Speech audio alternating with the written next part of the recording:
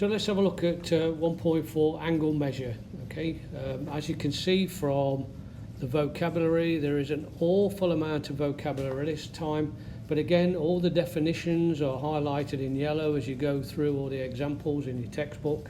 So see what you can make notes of them, put down what you feel that you don't know. If you obviously know what a ray is, then you don't need to make notes of that, but make notes on as much as you feel you. So let's have a look at example 1, angles and its parts. What does it tell you? It says name all the angles that have B as a vertex. Well, in the diagram, B, which is this point here, it's a point, it's not an angle.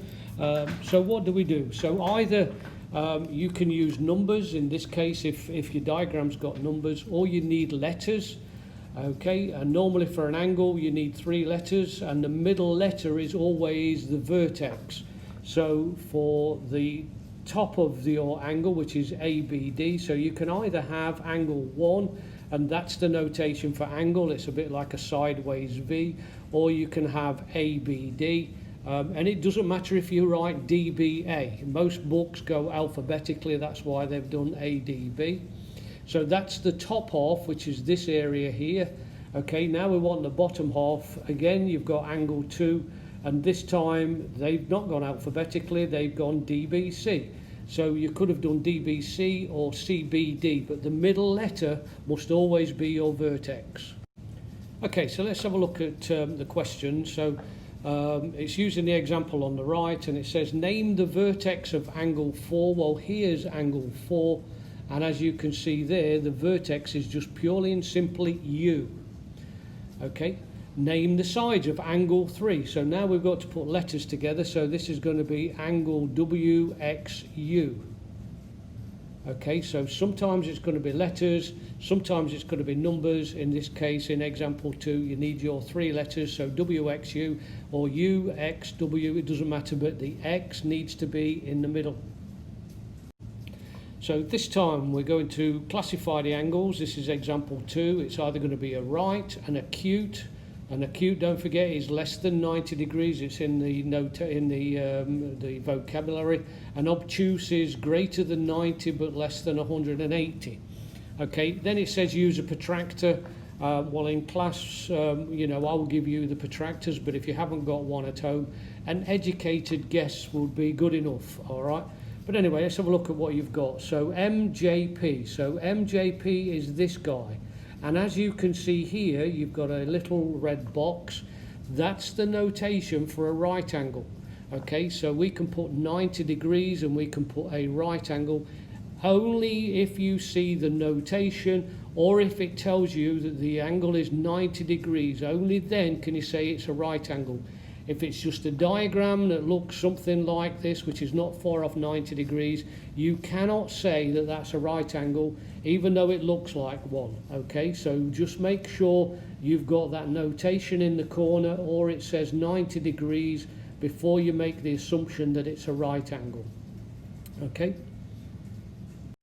All right, so remember what I said, a right angle is 90 degrees. There is one in the diagram, as you can see. Acute is an angle that's less than 90 degrees, and an obtuse is greater than 90 but less than 180. So let's have a look at number 5. Number 5 is CFD, and CFD is this guy here. Okay, and it says use a protractor, so I'm going to do what I've just told you to do. First and foremost, for question number 5, you need to answer the question. You've got to classify it. Well, that's definitely an acute angle because it's less than 90 degrees. And how big is this angle? Well, me personally, I would say that's approximately 30 degrees. If you've got a protractor, you can measure it exactly. All right, so now we're having a look at example 3. Again, read the story. So first and foremost, KJ, which is this guy, and KM are opposite rays. So we know that this guy here is a straight line. That's 180 degrees. Okay, so these are all the things that you can find out from a diagram before you need to find anything else. Okay, what else does it tell you? It tells you that KN bisects. So this angle here and this angle here must be congruent, which means they must be the same.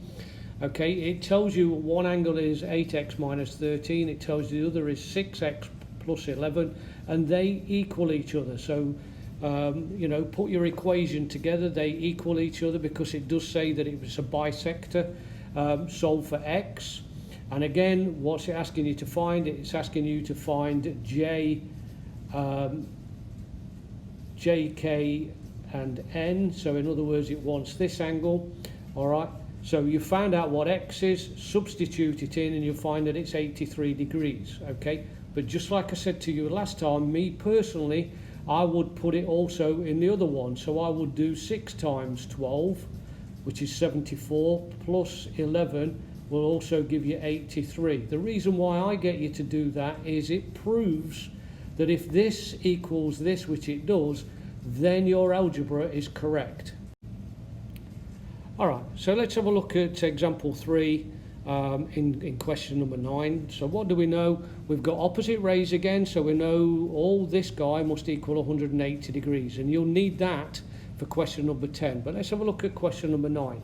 Okay, it tells you that Kn is the bisector of LKM, so this guy and this guy must be congruent. Okay, but this is all of this.